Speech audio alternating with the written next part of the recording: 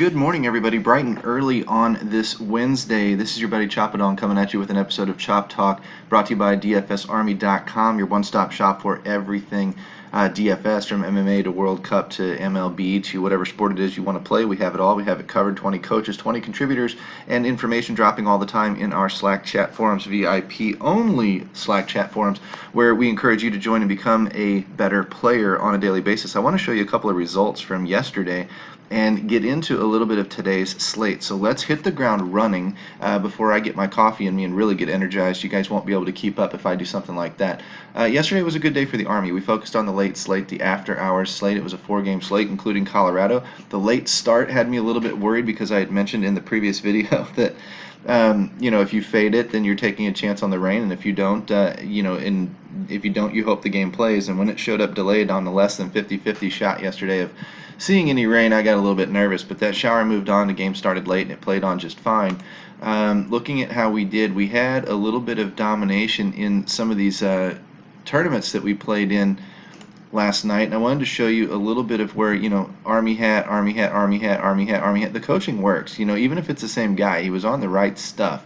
The coaching inside DFSArmy.com works, and the guys that I am teaching and that I am guiding on some of these slates in these 100-man leagues are starting to really turn it on and are starting to whip some butt. So once again, just give us some consideration in the comment section below. Click the link. Jump in and become a DFS Army VIP before prices go up. I'll show you my own lineups because it's just easier this way to walk through. And I want to explain something.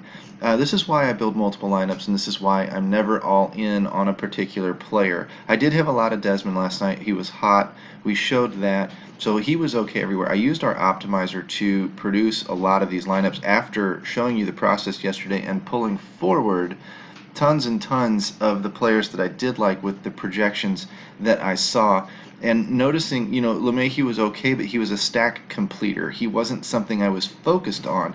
So you can see him in one lineup but not another. You see Desmond in both. You see Sandoval as a one-off from San Francisco because he's been hot lately. He produced, LeMahieu didn't. Trevor Story produced. He was hitting the ball hard and was showing signs. Trout was going to be the chalk on this slate at 42% ownership, pretty much no matter what you did based on his recent play. Cargo was in a good spot. We identified that. Cole Calhoun turned out to be the free square. A lot of people missed it. He was only 26 owned, but at 2,000 and in the 6 hole, he can't hurt you if he gets a 0. So I started plugging him in almost all of my lineups, and we caught a little bit of fire. Pujols didn't do much last night.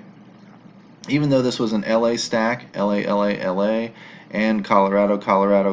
We thought Colorado was on the better side of the ball. They were, but a Colorado-New York Mets stack would have been the way to go. Why Eric Lauer? Honestly, I don't know. I was on Derek Rodriguez, who did okay for 6,300. 30 points was fine. That was the guy I was pushing. That was also the chalk. We identified that correctly based on our research station yesterday. So by identifying the chalk correctly, it didn't do a lot of harm or a lot of good. A lot of people with better bats did win with Derek Rodriguez. That was fine. But Eric Lauer, for some reason, our domination station optimizer really liked him and kept pushing him in a lot of lineups. So being that I mentioned last night was a crapshoot for pitching on that slate, I went ahead and I let it choose a couple of guys for me. Sometimes it sees matchups that I don't see, and when it does that, I'm going to let it. It saw a couple of other guys in there. I guess nothing in this lineup. I was already on a lot of these guys, like Desmond again. Kinsler, I was on. He was showing good in the research station. Pinder was on. He got a 0, but he was on. He's been hitting the ball lately very well. Simeon, I was not on. In fact, I lowered his projections in a lot of cases to try and take him out of my lineup. But again, completing a stack, he can hit home runs. Completing an Oakland stack, that's fine. I'll let it throw him in there as my 3rd or 4th guy on occasion. I'm just going to tone down the number of lineups it wants him in. I think the domination station wanted him in most of my lineups, but I opted for Trevor Story based on Colorado and tried to keep Simeon a little bit lower exposed in most of my lineups. He did okay, though. No big deal. Oakland was in a good spot again, so I did not mind taking him in a couple of lineups to complete stacks. Mike Trout, again, you see him just about everywhere.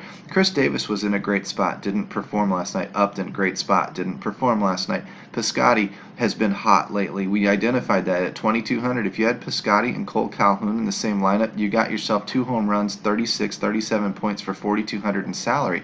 They doubled, tripled the production of Mike Trout alone for the same cost. That's how you win these things. And as you can tell, it takes a little bit of luck because these guys were hot hitters. They just didn't perform last night. Not a big deal. When I go up here to one of our members, white boy here, Derek Rodriguez. See, he won with Derek Rodriguez. He also had Desmond, Kinsler, Arenado. I didn't recommend Arenado, but he's not a bad play. If you looked at the numbers on our starting lineups page, Arenado's ex-WOBA was really, really high, and his WOBA was. We mentioned that in the video. He was fine. Trevor Story, Nimmo, of course, has been hot. Everybody knows the name. He went with there it is. There's your stack, pretty much. 2 Mets, 1, 2, 3 Colorado guys, 2 LA guys, a 3-2-2-1 type formation, and it worked out just fine last night. I like to go 4x3. I've done 3x3. I've done 3-2-2. I've done all sorts of things. I like hitting those offenses a little bit harder. Like if I can hit a 4 stack in the Colorado offense, I've probably given myself quite the leg up when it comes to winning these things. But he got me by 20-some points. Okay, now watch this with the 187 when I kick over to the other one. Haha, I got you. But look at this. This is the variance in these 100-man competitions. Took a 205 to win this one. 190 would have won this one. So if I put the other lineup in this one, I win it. If I keep it in the other one, I place third. Whatever. That's just baseball. Okay? That's not that big of a deal. If I look at my entries here, 17th? I got close with this one. So we'll go ahead and we'll take a look at these two. Eric Lauer, again, was my pitcher that ended up doing well. Those were the couple of lineups out of the 6. Everything else had Derek Rodriguez in it. This one focused on Arizona and LA with a side of Ian Desmond. And it hit a lot better than even the New York and Colorado lineups did just because of the bats that I picked. Again, I shuffled through. I pulled Calhoun, Peralta, Trout, Kittle Marte, Lamb, Kinsler. I didn't pull Lamb. Lamb was one of those the Domination Station gave me. But I pulled the others through with their projections, which I've shown you. I bumped them up a little bit to make those guys come to the front, and then I took Lamb as a stack completer. That's just typically how I've been doing things myself. Over here on the Derek Rodriguez lineup, there's your Arizona, Arizona, Arizona, Colorado, Colorado, Colorado stack. Again, it did okay. You know, almost got the money. It's 17th out of 200. But you can see I've got a Colorado, Arizona stack, an LA, Arizona stack. Then back before, what did I have? Colorado, LA again, but a different version of Colorado, LA. And then Colorado, Oakland, or LA, Oakland with a Colorado one-off. Okay, so this is what we're going to do. We're going to typically find a couple of these offenses and then we're going to target them. The way we do that is we jump into our research station. First thing I'll show you is our starting lineups page isn't updated yet, so I'm not going to include that today. But I'm going to go through the research station. I'm going to call up the early only slate. Those games right there. 1, 2, 3, 4, 5 games. And we're going to first do the pitching page, the pitching tab. We're going to scroll over here. DFS Army grade looks like Kluber's far and away the best pitching matchup today, but it looks like we've got a couple of others that maybe we can pick from. If I look, I don't think Vegas is in there yet. It's early in the morning. Oh, it is. Minus 300 for Kluber, minus 143 for J.A. Happ. Molly's a minus 130, which isn't great. I might go down to Happ, Lester, some of those guys. So if I look at the pitcher numbers, I'm looking for the K percentage. That is a 56, 560 out of Kluber. That is a 470 out of Stripling, which is okay, but not terrible. You know, not great though. 22 plus 26. I'm just adding these up. 480, 490, 440 for Lester. Uh-oh, not good for Happ. I mean, for him being such a favorite, we're sitting at a 420, 430. I want to see why that is. Obviously, it's because they're playing somebody here. And I wasn't on the main last night, so I don't know who they are playing. Atlanta. Atlanta doesn't strike out as a team. That's going to squelch Happ's ceiling today, which may lead to him being a little bit overpriced. Although, like I said yesterday, when I look between Fanduel and DK, see how the salary is about the same with Kluber and it's about the same with Stripling. Waka is lower on it, so DK is off of Waka. I probably won't consider him much myself. It's about the same with Lester, and then up on Happ. DK does like Hap. So I'm going to tell you in these 5 games, I would be running Kluber with a side of Hap. Maybe some kind of a 70-30 split in my optimizer. I would pull those 2 guys to the front, and I would take my chance, because just like you saw yesterday with Derek Rodriguez and Eric Lauer or whoever else, some of these guys are going to have good nights. I don't know exactly who they're going to be. Kluber should be fine, but if Kluber does for some reason implode or have a lower than expectations day at 12,000, he's just unaffordable. I might actually go more 50-50, or might just punt Kluber and be done with it, because I don't think you can find a lot of balance there. On a 5-game slate, it's going to be hard to find those value bats. So Lester may end up being the guy, or Hap may end up being the guy. I do think you will see people take some Stripling and some Lester and stuff, but I think Hap may end up being a little bit better pitcher there. That's just my review. I will dig in a little bit deeper today, hopefully, and watch some of our other experts at DFSArmy.com kick out their VIP content.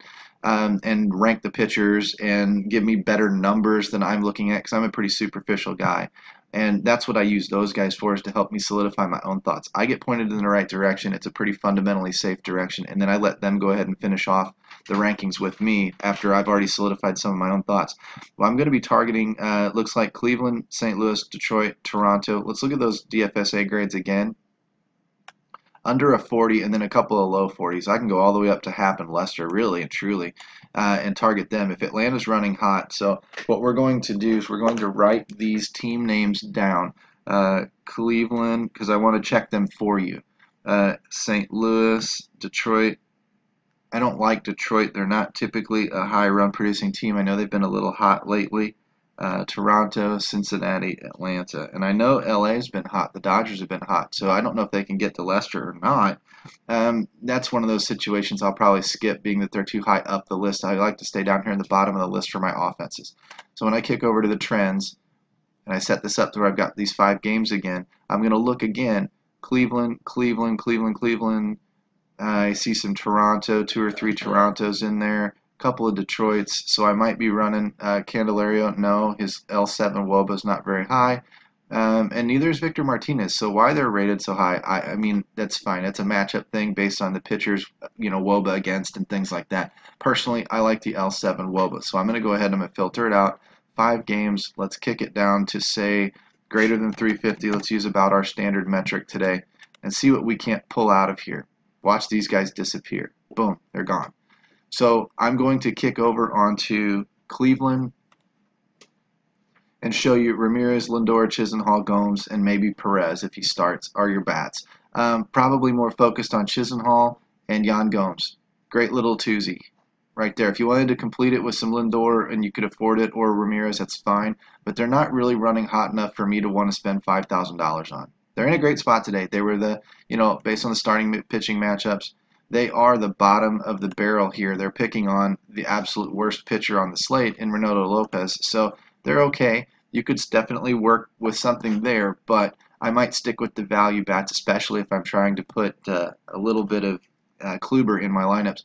St. Louis, Carpenter, Ozuna, Molina, Greg Garcia, if he gets the start. These are your hotter bats. They're all hitting over a 400 WOBA in the last 7 days, a couple of them in the last 14 days. Carpenter and Ozuna have a sustained run going right now. They're not bad. Yeah, can they burn you today or yesterday? Sure. But generally speaking, they're running hot enough. They're worth taking a little bit of exposure to each and every day if they're not facing a Kluber or facing a dominant starting pitcher. Detroit, Goodrum, of course, Castellanos, Hicks, Iglesias, Jacoby Jones. These are guys that are getting at bats.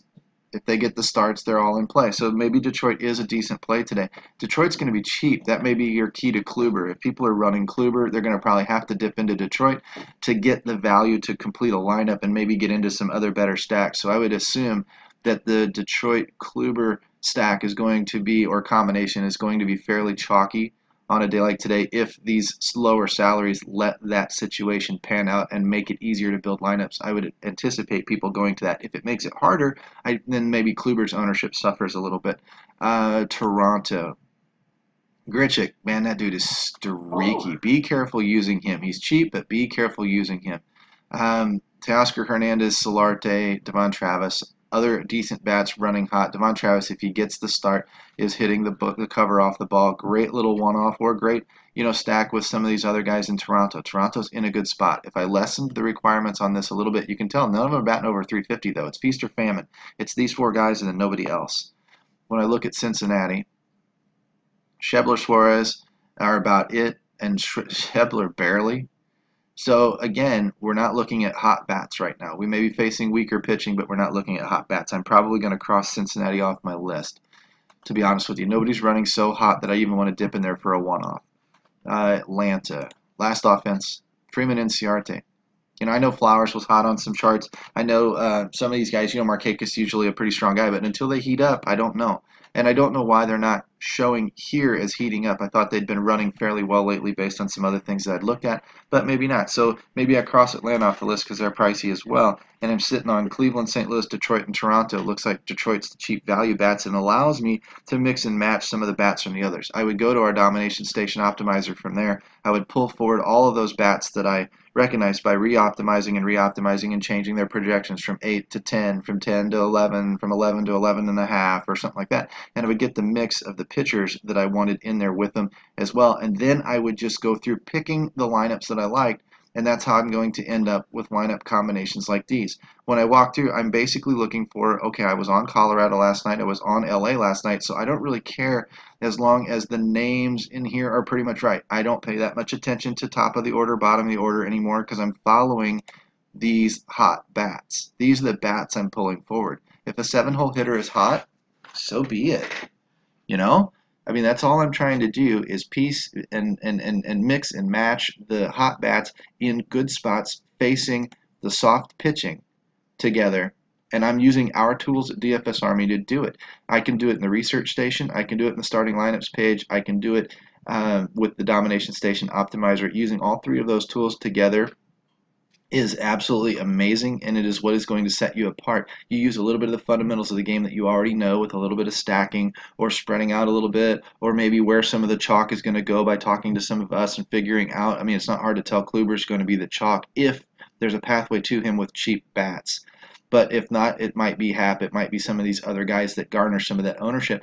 The bottom line is, now that you know kind of where the chalk is, you can go away from it or go to it. If you faded Detroit, that's fine, and took Hap with maybe some Atlanta and whatever, that's fine. If you thought Kluber was going to have an off day and not pay off his $12,000 salary, and you still thought Detroit was in a great spot, take Lester or Hap and put some Detroit in there with them, the cheap bats, and then go after a big stack, maybe a Cubs stack or maybe a Cleveland stack or something like that, and you're fine. Or you use Hap and you use Toronto and Cleveland to get around what everybody else is doing, and that's what's going to separate you from the pack. You may not do some of that in cash. In cash, you may just eat Kluber and Detroit and move on, but if you can with some of these others and get around them in these 100-man leagues and offset your cash lineup, when your cash lineup fails, in often cases, it's one of these other lineups that's going to be doing okay, especially if you built it sort of in the opposite. I wouldn't necessarily stack Chicago White Sox against a Kluber. I don't think that has very high odds of paying off. Anyway, those are a little bit of roundup thoughts on yesterday's slate. Those are a little bit of today's early slate thoughts. I'm going to get this out to you guys, and I'm going to bug out for the day, dig into chin music for the main, and I may slap this video in there if I get it up early enough. So I am Chapadong. This has been Chop Talk, DFSArmy.com. Follow the link in the description down below, and hope to see you as a VIP very, very soon. Take care, guys.